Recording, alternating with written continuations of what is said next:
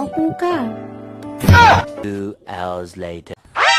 Tanggol, nakabalik na ako. Ano ka nakalaya? Nagpiyansa ako, Tanggol. Pinagilusahan ko ng 1 oras doon sa kulungan. Piyansa ka? Oo, Tanggol. Kaya, ito na ako nakalabas. Napakaraming droga na kuha sa atin. Alam mo naman na marami akong koneksyon. Kaya ako nakalabas ngayon. Si Lolo. Lolo mo, Tanggol?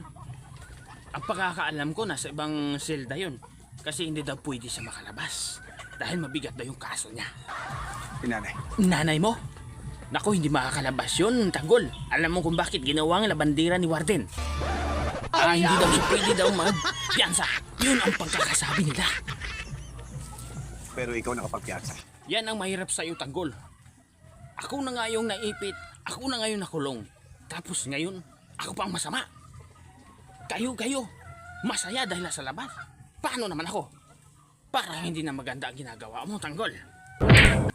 Ano yung sabihin nito? Sa totoo lang, Tanggol, may tumulong talaga sa akin magpiyansa.